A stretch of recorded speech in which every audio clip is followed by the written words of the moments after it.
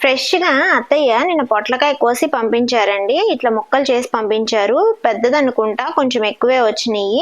అందుకని కూరకి ఎక్కువైపోయిద్దని చెప్పి ఒక 2 తీసి ఫ్రిడ్జ్‌లో పెట్టాను. ఇవాళ పెరుగు చట్నీ చేద్దామని. నిన్న కర్రీ వండితే అది అట్లానే వచ్చేసిందనమాట. ఇక మా వాడితో లాభం లేదని చెప్పి పెరుగు చట్నీ చేసి పొద్దున బ్రేక్‌ఫాస్ట్‌కి దోసల్లోకి ఇచ్చాను. మామూలు చట్నీ చేయటం ఆపేసి. ఇది ఇష్టంగా తిన్నాడు. పోనీలే అనిపించింది నాకు కూడా.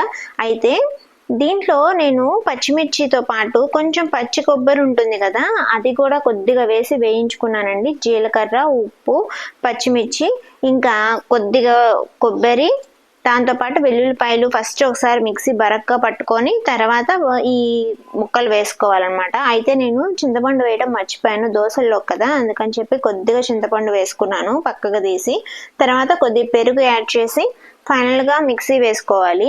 ఇది మధ్యాహ్నం అన్నంలోకి కావాలి అనుకుంటే కొంచెం పులుపు వచ్చేస్తుంది కదా, పెరుగు రాత్రిది ఇది పెరుగు యాక్చువల్గా, అందుకని చెప్పి పులుపు వస్తుందని కొద్దిగా పాలు పోసాను.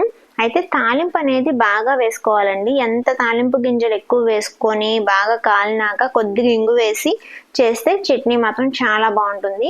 ఇక్కడ ఆప్షనల్ పసుపు మీరు ఇష్టమైతే వేసుకోండి, లేకపోతే స్కిప్ చేసుకోండి. ఇట్లా చేస్తే ఇడ్లీకి దోశలకి చాలా బాగుంటుంది, అన్నంలో కూడా బాగుంటుంది. ట్రై చేయండి.